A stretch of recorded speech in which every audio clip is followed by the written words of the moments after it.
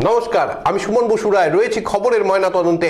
আর এই মুহূর্তে যদি খবরের ময়নাতদন্ত করতে হয় তাহলে কিন্তু রাজ্যের যে নির্বাচন সদ্য অনুষ্ঠিত হলো সেই নির্বাচন নিয়ে অবশ্যই করতে হবে, কেন ফলাফলের জন্য মানুষ কিন্তু অধীর আগ্রহে অপেক্ষা করছেন। এবং আমরা জানি যে গতকাল থেকে বিভিন্ন এক্সিট পোল তারা কিন্তু ফলাফল প্রকাশ করতে শুরু করেছে, তাদের সংখ্যা জানাতে শুরু করেছে এবং সেই সংখ্যা জানানোর সঙ্গে সঙ্গে কিন্তু বিজেপি শিবির একেবারে উচ্ছ্বসিত, তারা উল্লসিত, তারা কিন্তু ইতিমধ্যে দাবি করছেন যে তাদেরই সরকার হচ্ছে। কারণ এক্সিট পোলের যে হিসাব তাতে কিন্তু দেখা যাচ্ছে বিজেপি অনেকটা এগিয়ে রয়েছে তৃণমূল কংগ্রেসের থেকে। বাস্তবেই কি বিজেপি অনেকটা এগিয়ে গেছে? রাজ্যে কি নতুন একটা পালাবদল আমরা দেখতে পাবো?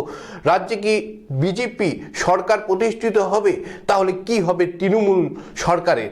সে নিয়ে কিন্তু আমাদের আজকের বিশ্লেষণ। এক্সিট পোল কতটা মিলবে, কতটা না মিলতে পারে তার কারণ আমরা ব্যাখ্যা করব এবং সেই সঙ্গে কিন্তু আমার নিজের যে পর্যবেক্ষণ রয়েছে পশ্চিমবঙ্গের নির্বাচনে কত আসন কোন দল পেতে পারে সেটা কিন্তু সর্বশেষে কিন্তু আমি তুলে ধরবো সুমনের পর্যবেক্ষণের মাধ্যমে।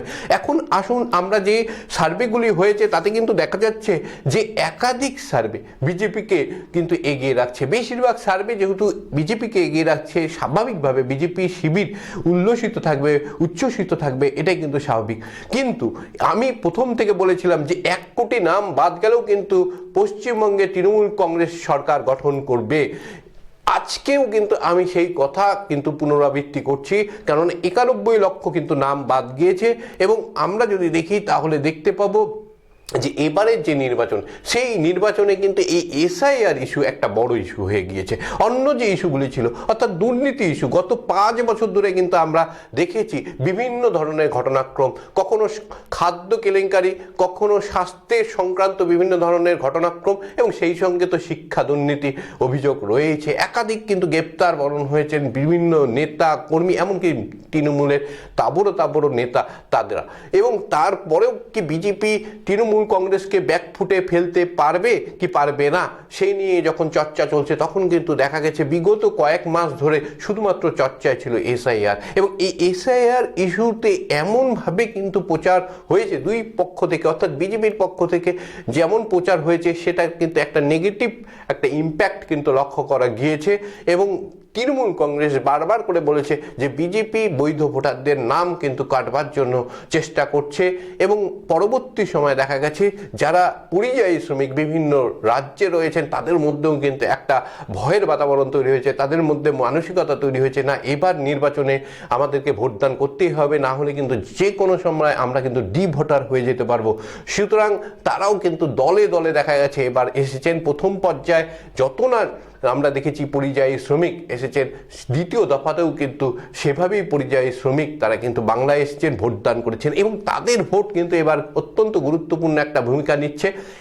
এবং যখন আমরা দেখতে পাবো ইভিএম খুলবে সকাল 8টা থেকে শুরু হবে 4 তারিখে, এবং তারপরে কিন্তু ফলাফল আসতে বেশ কিছুটা সময় লাগবে। কেন সময় লাগবে? কারণ আমরা যদি দেখি তাহলে দেখতে পাবো 294টি আসনের জন্য 2021 সালে প্রায় 127টি কিন্তু গণনা কেন্দ্র ছিল, কিন্তু এবার গণনা কেন্দ্রের সংখ্যা কমিয়ে আনা হয়েছে। এবার গণনা কেন্দ্রের সংখ্যা মাত্র 77টি রাখা হয়েছে।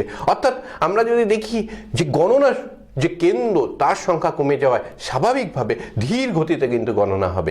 মনে করা হচ্ছে যে এবারের যে নির্বাচন সেই নির্বাচনের গণনা হতে হতে অনেক ক্ষেত্রে কিন্তু সন্ধ্যা গড়িয়ে রাতও হয়ে যেতে পারে।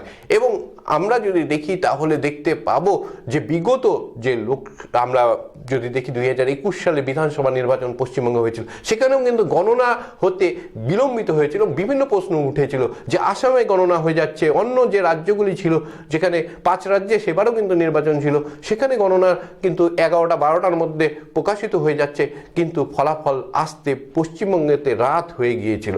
এই নিয়ে কিন্তু অনেক বিস্তর প্রশ্ন ছিল। এবারও যে নির্বাচন সেই প্রশ্ন যেহেতু রয়েছে সেই জন্য কিন্তু সব দলই সতর্ক রয়েছে। আপনারা যদি দেখেন ইতিমধ্যে কিন্তু বিজেপির যত না অভিযোগ আসছে, তৃণমূলের পক্ষ থেকে কিন্তু বেশি অভিযোগ আসছে স্ট্রং রুমে সিসিটিভি বন্ধ থাকা নিয়ে। অনেক সময় দেখা যাচ্ছে অনেক জায়গায় কিন্তু প্রাকৃতিক দুর্যোগের কারণে বা অন্য কোনো কারণে কিন্তু সিসিটিভি বন্ধ হয়ে গেলে কিন্তু তৃণমূল যারা প্রার্থী এবং তাদের যারা কর্মীরা রয়েছেন, দায়িত্বে রয়েছেন সিসিটিভির পাহারা, তারা কিন্তু প্রতিবাদ করছেন। বাইরন বিশ্বাসকে দেখতে পেয়েছেন, আপনি দেখতে পেয়েছেন জলপাইগুড়িতে স্বপ্না বর্মনকে, তিনিও কিন্তু 5 মিনিট বন্ধ ছিল, তিনি ছুটে গিয়েছিলেন যে স্ট্রং রুমে রকমের সিসিটিভি পর্যবেক্ষণের জন্য। সুতরাং আমরা যদি দেখি তাহলে দেখতে পাবো একটা টান টান উত্তেজনার মধ্যে কিন্তু রয়েছে। আমি যে বিষয় নিয়ে আলোকপাত করছিলাম যে এক্সিট পোল কি মিলতে পারে নাকি মিলবার সম্ভাবনা যথেষ্ট ক্ষীণ।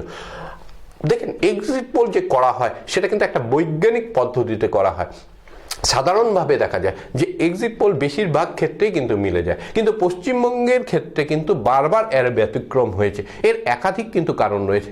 তার কারণগুলির যদি আমরা পর্যালোচনা করি তাহলে দেখতে পাবো এতদিন পর্যন্ত বলা হতো মূলত 2018 সালের পঞ্চায়েত ভোট পর্যন্ত যে ব্যাপক কিন্তু ছাপ্পা ভোট পড়ে এবং বহু মানুষকে কিন্তু ভোটদান করতে দেওয়া হয় না। ফলে প্রকৃত যে যারা সার্ভে করেন তারা তো প্রকৃত ভোটারের সঙ্গে কথা বলেন, কিন্তু প্রকৃত ভোটার তো ভোটদানই করতে পারে না।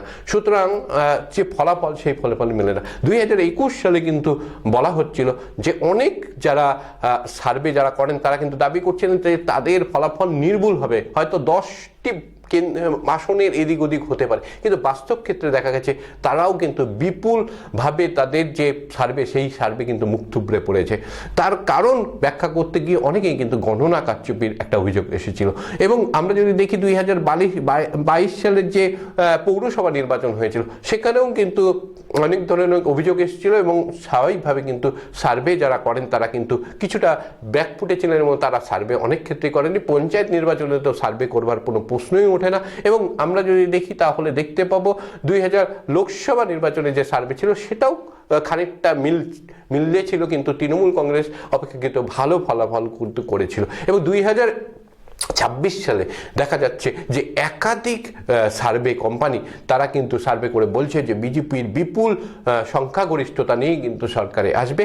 দু একটি সংস্থা যদিও বিজেপিকে সংখ্যাগরিষ্ঠতা বা ম্যাজিক ফিগারের থেকে বেশ কিছুটা আগে পিছিয়ে রাখছেন, কিন্তু আমরা যদি দেখি তাহলে দেখতে পাবো এই সার্ভেগুলি করা হয় সাধারণ প্রকৃত মানুষের একটা সংখ্যা নিয়ে, নমুনা নিয়ে। এবং এবারে কিন্তু আমরা একটা নতুন জিনিস লক্ষ্য করছি, এবার বহু টিভি কোম্পানি যারা বিশেষত বাংলায় তারা কিন্তু সার্ভে নিজেরা করেননি, তারা বাইরের কোনো সংস্থার যারা সার্ভে করেছেন তাদের সংখ্যা কিন্তু দেখাচ্ছেন।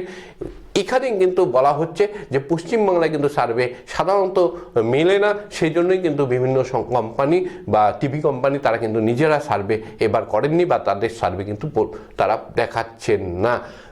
এবার আসি কেন বাংলায় সার্ভে মিলবার সম্ভাবনা যথেষ্ট কেন, কারণ হচ্ছে যারা আমরা যদি দেখি প্রথম দফাতে 152টি কেন্দ্রে কিন্তু যে ভোট 23শে এপ্রিল হয়েছিল, সেখানে যে প্রকৃত ভোটারদের সঙ্গে কথা বলে একটা যে মতামত উঠে এসেছে সেই মতামতের পাশাপাশি কিন্তু আবার 142টি আসনের যে ভোট যেটা গতকাল হয়েছিল সন্ধ্যা 6টা পর্যন্ত, এবং সার্ভে কোম্পানিগুলি কিন্তু মোটামুটিভাবে 6টা বেজে 5-6 মিনিট থেকে কিন্তু তাদের যে সার্ভের ফলাফল সেগুলো কিন্তু প্রদর্শন করতে শুরু হয়েছে। প্রথম যে প্রশ্নটি ওঠে যে যেখানে ভোট গ্রহণ চলছে সেখানে সার্ভে কোম্পানিগুলি এত স্বল্প সময়ের মধ্যে কিভাবে তাদের সার্ভে একেবারে সুসম্পন্ন করে নির্ভুল একটা ফলাফল মানুষের কাছে তুলে ধরতে পারে, এটা একটা কিন্তু বড় প্রশ্ন।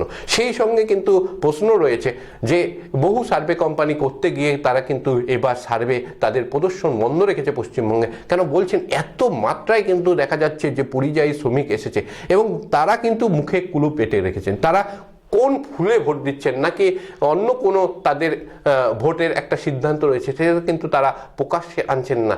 ফলে যেটা হচ্ছে যে তাদের যে ফলাফল, তারা যে ভোটদান করছে সেটা কিন্তু বোঝা যাচ্ছে না। অর্থাৎ আমরা যদি দেখি তাহলে দেখতে পাবো যে এবারের যে নির্বাচন সেই টান নির্বাচনের ক্ষেত্রে অত্যন্ত গুরুত্বপূর্ণ একটা ভূমিকা নিচ্ছে সেটা হচ্ছে পরিযায়ী শ্রমিক। এছাড়াও কিন্তু আমরা দেখেছি লক্ষ্মী ভাণ্ডারের যেমন সংখ্যা বৃদ্ধি হয়েছে, অর্থাৎ অঙ্ক যে টাকা পাওয়া যেত, মুখ্যমন্ত্রী মমতা বন্দ্যোপাধ্যায় ভোটের ঠিক আগ মুহূর্তে তিনি কিন্তু সেই একটা পরিকল্পনা তার প্রকাশ করেন, তিনি ঘোষণা করেন যে সেই যে টাকার অঙ্ক সেটা বৃদ্ধি পাচ্ছে। অন্যদিকে কিন্তু তিনি বেকার ভাতাও কিন্তু চালু করেছেন। সুতরাং এটাও কিন্তু একটা মাস্টার স্ট্রোক ছিল। অন্যদিকে বিজেপি কিন্তু তার বিকল্প হিসাবে ইতিমধ্যে বড় একটা টাকা দিয়ে অন্নপূর্ণা ভাণ্ডার কিন্তু তারাও কিন্তু একটা তাদের যে ইস্তেহার ছিল সেখানে কিন্তু প্রকাশ করেছে। অর্থাৎ আমরা যদি দেখি এই যে মহিলা ভোটার, এই যে যুবক যারা ভোটার রয়েছেন তাদের কোন দিকে ঝুঁকে পড়বার সম্ভাবনা রয়েছে সেটা কিন্তু অনেক সময় কিন্তু প্রেডিকশন করা যাচ্ছে না। কারণ অনেকেই দেখা যাচ্ছে যারা লক্ষ্মী ভাণ্ডারের টাকা নিচ্ছে তারা তো সরাসরি কখনোই বলবেন না যে হ্যাঁ আমি বিজেপিকে ভোট দেব। অন্যদিকে যারা অন্নপূর্ণা ভাণ্ডারের দিকে ঝুঁকে থাকলেও হয়তো তাদের মনোভাব এরকমও হতে পারে যে না আমরা এই মুহূর্তে যে টাকা পাচ্ছি সেই টাকা তো পাচ্ছি, কিন্তু যদি দেখা যায় লক্ষ্মী ভাণ্ডারের টাকা, সেই টাকার পাশাপাশি যদি অন্নপূর্ণা ভাণ্ডার যেটা প্রস্তাবিত রয়েছে সেই টাকা যদি না দেওয়া হয়, সুতরাং ভোট বাক্সে তার কিন্তু প্রতিফলন পড়তে পারে। সেই সঙ্গে কিন্তু এবার দেখা গেছে একেবারে সোশ্যাল মিডিয়া জুড়ে প্রথম দিন থেকে বিভিন্ন সার্ভের একটা ফেক কিন্তু আমরা যদি দেখি ফলাফল প্রকাশিত হচ্ছিল, যদিও এটা নির্বাচনী একটা যে বিধি সেই বিধি ভঙ্গের সামিল, কিন্তু যে কারণে হোক নির্বাচন কমিশন তাদের বিরুদ্ধে কিন্তু ব্যবস্থা নেয়নি বা সেরকম কোনো তথ্য আমার কাছে নেই। ফলে সেইগুলি যখন প্রকাশিত হচ্ছিল বিভিন্ন বড় বড় টিভি চ্যানেল বা সংবাদপত্রের নাম দেওয়া হচ্ছিল, পরবর্তী সময় সেই টিভি চ্যানেল সেই সংবাদপত্র কিন্তু তাদের সোশ্যাল মিডিয়া প্ল্যাটফর্ম থেকে পরিষ্কার বলে দেয় এই সার্ভেগুলি আমাদের নয়, আমাদের নাম করে কেউ কিন্তু করছে, এগুলি ফেক। সুতরাং আমরা যদি দেখি তাহলে কিন্তু মনস্তাত্ত্বিক একটা কিন্তু বিষয় কিন্তু রয়েছে, সেই বিষয়টির পিছনে কোনো একটা শক্তি কিন্তু কাজ করেছে যারা কিন্তু এই ধরনের ফেক প্রচার কিন্তু করেছে, এবং সেই প্রচার কতটা প্রভাবিত করেছে মানুষকে সেটাও কিন্তু দেখবার রয়েছে। একই সঙ্গে যদি আমরা দেখি তাহলে আমরা দেখতে পাবো যে সারা বাংলা জুড়ে যে ভোটের সময় প্রতিবার যে গণ্ডগোলের চিত্র লক্ষ্য করা যায় সেই চিত্র কিন্তু এবার দেখা যায়নি। অল্প কিছু গণ্ডগোল কিন্তু গতকাল আমরা দেখতে পেয়েছি দ্বিতীয় দফার ভোটে, কিন্তু প্রথম দফার একদম নির্বিঘ্নে হয়েছে এবং বেশ কয়েকটি গুরুত্বপূর্ণ ঘটনাক্রম ঘটেছে। পশ্চিমবাংলার ইতিহাসে শুধু নয় ভারতের ইতিহাসে পশ্চিমবঙ্গে যে হারে ভোটদান হয়েছে সেটা কিন্তু সর্বকালীন রেকর্ড, এইটা কিন্তু আমাদেরকে মাথায় রাখতে হবে। এক, দুই নম্বর হচ্ছে আমরা যদি দেখি তাহলে দেখতে পাবো এসআইআর-এর ফলে 91 লক্ষ নাম কিন্তু বাদ গেছে, এবং সেই নাম বাদ যাওয়ার পরেও কিন্তু ভোটদান করতে মানুষের যে উৎসাহ ছিল সেটা কিন্তু চোখে পড়বার মতো ছিল। সুতরাং আমরা যদি দেখতে পাই তাহলে দেখতে পাবো এবারের যে নির্বাচন সেই নির্বাচনে তৃণমূল কংগ্রেস একসঙ্গে কিন্তু তাদের বিগত দিনের যে জেতা প্রার্থী বা যারা বিধায়ক ছিলেন তাদের মধ্যে অনেকের নাম কিন্তু বাদ দিয়ে দিয়েছিলেন, এবং তাদের কিন্তু প্রথম দিকে একটা বিক্ষোভ বা তাদের ক্ষোভ প্রকাশের একটা সম্ভাবনা তৈরি হয়েছিল। পরবর্তী সময়ে দেখা যায় সেটাকে কিন্তু তৃণমূল কংগ্রেস অত্যন্ত সচেতনভাবে এবং সুন্দরভাবে কিন্তু তারা সেটা আমরা যদি বলি যে ম্যানেজ করতে পেরেছে। ফলে একটা বিক্ষুব্ধ ভোট অন্য দলে যাওয়ার যে সম্ভাবনা সেই সম্ভাবনা কিন্তু অনেকটাই ক্ষীণ হয়ে গিয়েছে। হ্যাঁ, ব্যতিক্রম থাকতেই পারে, কেন অনেক ক্ষেত্রেই কিন্তু এই ধরনের অভিযোগ রয়েছে যে নিজেদের প্রার্থীকে হারানোর জন্য একটা ভিতরে ভিতরে কিন্তু একটা প্রচারও রয়েছে, অনেক জায়গাতে এরকম প্রচার কিন্তু শোনা গেছে, কিন্তু সেগুলি কতটা বাস্তবসম্মত বা সেই ভোটের মানে শতাংশের হিসাবে সেটা কত,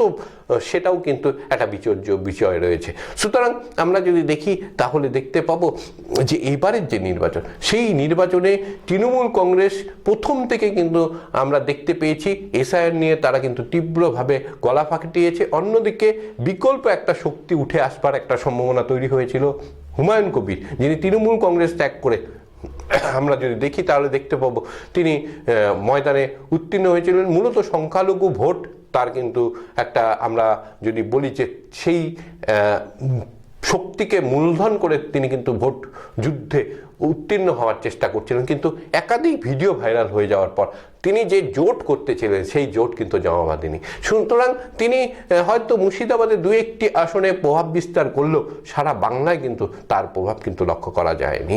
সুতরাং আমরা দেখতে পাচ্ছি যে তৃণমূল কংগ্রেস সের বিরুদ্ধে যে যে শক্তি কিন্তু কাজ করবার চেষ্টা করেছে, তৃণমূল কংগ্রেস বা তাদের ভোট কৌশলী আইপ্যাক সংস্থা কিন্তু সেগুলোকে সুন্দরভাবে ম্যানেজ করবার চেষ্টা করেছে, এবং একই সঙ্গে কিন্তু একটা ভ্রান্ত ধারণা আমার ব্যক্তিগতভাবে মনে হয়েছে যে তৃণমূল কংগ্রেস ভীত, সন্তুষ্ট এবং মুখ্যমন্ত্রী মমতা বন্দ্যোপাধ্যায়ও কিছুটা ভীত, এরকম একটা কিন্তু দেখানোর চেষ্টা কিন্তু হয়েছে এবং ফুলিয়ে ফাঁপিয়ে দেখানোর চেষ্টা হয়েছে, এবং এতে কিন্তু গদগদ একটা ভাব কিন্তু বিজেপির মধ্যে হয়েছে। বিজেপি কিন্তু অনেকটাই আত্মতুষ্টিতে ভুগেছে এবং বারবার কিন্তু এই যে তৃণমূলের যারা প্রার্থী তারা কিন্তু বারবার করে সিসিটিভি স্ট্রং রুম নিয়ে অভিযোগ তুলছেন, নির্বাচন কমিশন নিয়ে অভিযোগ তুলছেন, ফলে বিজেপি কিন্তু আরও আত্মতুষ্ট হয়ে যাচ্ছে।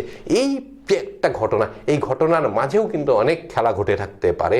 সুতরাং আমরা যদি দেখি তাহলে কিন্তু 4 তারিখ অত্যন্ত গুরুত্বপূর্ণ এবং সেই সময় কিন্তু প্রকৃত ফলাফল কিন্তু প্রকাশিত হবে। কিন্তু আমার মনে হচ্ছে যত এক্সিট পোল বেরিয়েছে যেগুলি বিজেপিকে এগিয়ে রাখছে তাদের ফলাফল কিন্তু মিলবার সম্ভাবনা খুবই কম। মানে আমার একেবারে পরিষ্কার কথা বললে সেগুলো মিলবার কোনো জায়গা কিন্তু দেখা যাচ্ছে না। তার প্রধান কারণ কিন্তু বিজেপির কেন্দ্রীয় নেতৃত্ব, তাদের কিন্তু সবসময় নজর থাকে জাতীয় রাজনীতি। বাংলায় যদি তারা মুখ্যমন্ত্রী মমতা বন্দ্যোপাধ্যায় বা তৃণমূল কংগ্রেসের কোনো প্রতিনিধি যদি এখানে মুখ্যমন্ত্রী হন এবং মমতা বন্দ্যোপাধ্যায় যদি কেন্দ্রে গিয়ে বা দিল্লিতে গিয়ে একটা কেন্দ্র সরকারের বিরুদ্ধে তীব্র প্রতিবাদ শুরু করেন, আন্দোলন শুরু করেন, একটা বিকল্প মুখ হয়ে ওঠেন, তাহলে কিন্তু ভোট ভাগাভাগি হবে জাতীয় রাজনীতিতে। এবং জাতীয় রাজনীতিতে ভোট ভাগাভাগি কিন্তু বিজেপির কাছে অত্যন্ত গুরুত্বপূর্ণ। যেহেতু 2024 সালে দেখা গিয়েছে বিজেপি কিন্তু এককভাবে ম্যাজিক পিকার দখল করতে পারেনি, 2029 কিন্তু তাদের লক্ষ্যে রয়েছে। সুতরাং একটা আমরা যদি দেখি তাহলে অমিত শাহ এবং মোদি যতবার করে এখানে এসেছেন এবং অমিত শাহ একেবারে ঘাঁটি গেড়ে বসে রয়েছেন, আপাত দৃষ্টিতে মনে হবে যে বোধহয় বিজেপি এবার বাংলা দখলের জন্য ঝাঁপিয়ে পড়েছে, তাদের লক্ষ্য এবার বিজেপি যে বাংলা দখল করতেই হবে। কিন্তু বিজেপির কেন্দ্রীয় নেতৃত্ব কিন্তু ভালোভাবেই জানেন যে পশ্চিমবঙ্গে যদি তৃণমূল কংগ্রেস ক্ষমতায় আসতে না পারে তাহলে এই দলটাই কার্যত কিন্তু উঠে যাবে। অর্থাৎ জাতীয় রাজনীতিতে যে বিভাজন হয়, কেন তৃণমূল কংগ্রেসকে বারবার দেখা যায় যে কংগ্রেসের যেখানে শক্ত ঘাঁটি সেখানে গিয়ে কিন্তু তারা ভোট ময়দানে মানে নেমে পড়েন, যেমন ত্রিপুরাতে নেমে পড়েন, যেমন গিয়ে আমরা দেখতে পেয়েছি গোয়াতে নেমে পড়েন, আসামে নেমে পড়েন। সুতরাং সেই জায়গাতে যে ভোট ভাগাভাগির যে সুবিধা বিজেপি পায় সেটা কিন্তু পাবে না। সুতরাং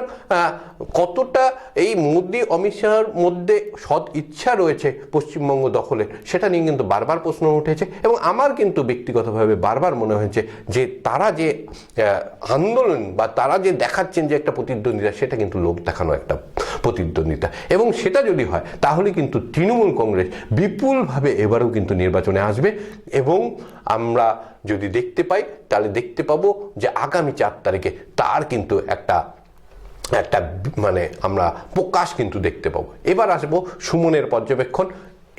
আমি কিন্তু এবার প্রথমে বলে দিই, আমি কোনো এক্সিট পোল কিন্তু করিনি, কোনো সার্ভে করিনি। 2021 সালে আমি একবার কুচবিহার থেকে বিভিন্ন জায়গা কিন্তু একেবারে আমরা যদি দেখি যে সেই সময় যে এপি সেন্টার ছিল নির্বাচনে নন্দীগ্রাম, সেখানেও গিয়েছিলাম, নন্দীগ্রামে রাত কাটিয়েছিলাম। অনেক সাংবাদিক কিন্তু সেই সময় নন্দীগ্রামে কিন্তু রাত কাটাতে পারেনি, কারণ সে নন্দীগ্রামে হোটেল ছিল না। নন্দীগ্রাম পর্যন্ত কিন্তু আমরা দীর্ঘ একটা সফর করেও আমরা যে ফলাফল তুলে ধরেছিলাম, সেই ফলাফলের পাশাপাশি আমরা যদি এবারে আপনাকে যে সুমনের পর্যবেক্ষণ তুলে ধরবো, সেটা কিন্তু আমি পুরোপুরি ঘরে বসে করেছি।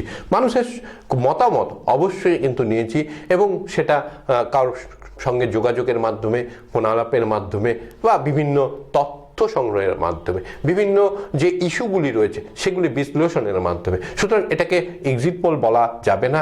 আমি কোনো নমুনা ফেলে প্রশ্ন করে তার উপরে ভিত্তি করে কিন্তু এটা করিনি। এটা একটা আমার ব্যক্তিগত একটা ধারণা, সেই ধারণা কিন্তু আপনাদের কাছে তুলে ধরছি। যেহেতু এবার এসআইআর একটা বড় ইস্যু হয়েছিল, আমি বারবার বলেছি এসআইআর কিন্তু বিজেপির জন্য বুমেরাং হতে চলেছে এবং ভোট পরবর্তী সময়ে কিন্তু 2021 সালে যেমন আমি বলেছিলাম যে গণনা কারচুপি একটা বড় ভূমিকা নিয়েছে এবং সারা রাজ্যে প্রথম দিকে মানতে না চাইলেও কিন্তু আজকে রাজ্যের মানুষ কিন্তু মনে করেন যে 2021 সালে গণনা কারচুপি হয়ে থাকতে পারে কিছু কেন্দ্রে। আমরা যদি দেখি তাহলে দেখতে পাবো 2022 সালে ছাপ্পা ভোটের কিন্তু অভিযোগ উঠেছিল এবং সেটা কিন্তু বিভিন্ন সংবাদপত্রের প্রথম পাতাতেও প্রকাশিত হয়েছিল কিভাবে ছাপ্পা চলছে। 2023 সালে পঞ্চায়েত নির্বাচনে যদি দেখেন ডবল ব্যালটের কথা বলেছিলাম এবং ডবল ব্যালটের যে আমরা যদি দেখি প্রমাণ্য নথি, সেটা তো বিভিন্ন ভিডিও ফুটেজেই কিন্তু উঠে এসেছিল, বিভিন্ন সংবাদ মাধ্যম কিন্তু তুলে ধরেছিল। 2026 সালে আমি নতুন শব্দ বন্ধ দিয়েছি যে এসআইআর বুমেরাং। এসআইআর বুমেরাংয়ের মাধ্যমে এই কারণে আমি বলছি কারণ প্রথম দিক থেকে বিজেপি এসআইআরকে কিন্তু একটা এনআরসির সাথে গুলিয়ে ফেলেছিল এবং তারা বলেছিল এর মাধ্যমে 1 কোটি, কেউ কেউ তো মানে আরও অতি উৎসাহের সঙ্গে বলছিল 1,20,00,000 মানুষকে বাংলাদেশে পাঠিয়ে দেব।